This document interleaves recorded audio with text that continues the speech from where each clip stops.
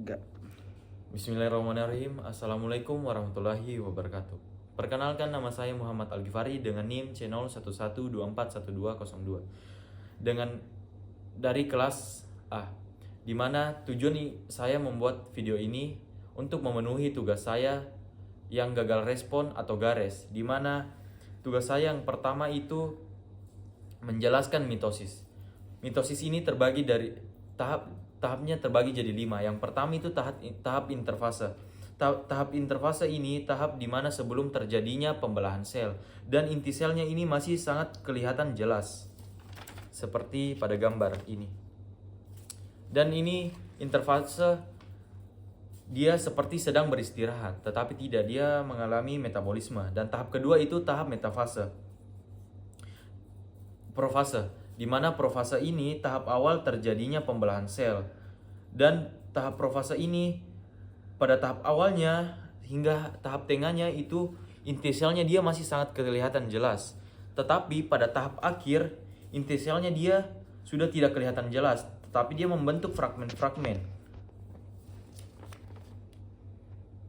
Nah, pada tahap ketiga yaitu tahap metafase, di mana tahap metafase ini kromosomnya terbagi menjadi 2 kromatid yang masih di satu kromatid yang tempatnya yang berbeda.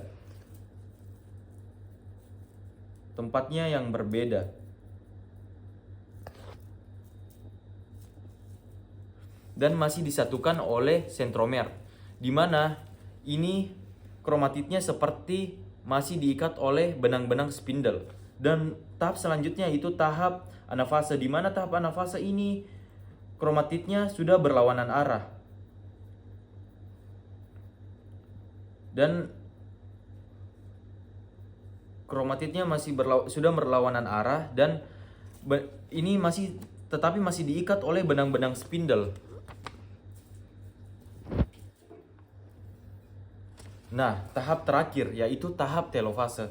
Nah, tahap telofase ini sudah mengalami pembelahan, sudah menghasilkan 2 inti sel sebelum terjadi kembali ke interfase. Nah, dan tugas saya yang kedua yaitu menjelaskan struktur dari epitel berlapis gepeng bertanduk, di mana epitel berlapis gepeng bertanduk itu persediaannya itu kulit hidung sapi dan perwarnaan malori asan. Nah, struktur ini bisa kelihatan saat zoom 40 kali, di mana yang paling bawah itu dia namanya stratum basal. Ini pada letak paling bawah itu stratum basal, dan di atasnya hingga sebelum ada titik merah itu namanya stratum spinosum. Di atas dari stratum spinosum yang berwarna merah pekat dan di situ berisi epitel gepeng atau epitel kubis yang rendah. Nah, itu namanya stratum granulosum. Nah, di atas granulosum ada stratum lucidum yang sangat tipis, di mana ini berisi dengan epitel gepeng. Pada gambar di sini, letaknya di sini. Dan di atasnya itu ada corneum. Corneum ini merupakan sel-sel mati yang masih bersatu dengan epitelnya yang berwarna merah pekat.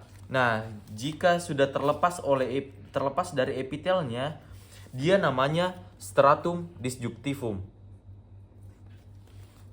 Nah, tugas saya yang terakhir yaitu menjelaskan kelenjar-kelenjar. Yang pertama itu kelenjar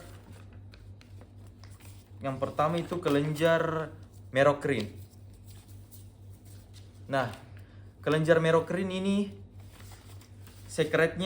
dia mengeluarkan sekretnya dengan eksositosis, di mana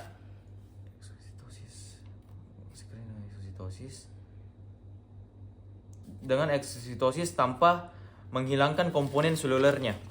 Nah, ini contohnya. Dan yang kedua yaitu apokrin, di mana apokrin ini dia menghasilkan sekretnya dengan melepaskan bagian apikal selnya dan menjadikan sekretoriknya.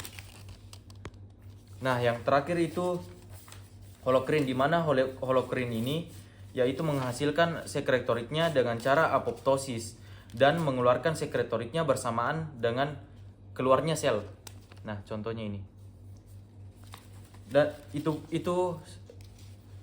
itulah tugas yang saya kerjakan. Sekian, wassalamualaikum warahmatullahi wabarakatuh.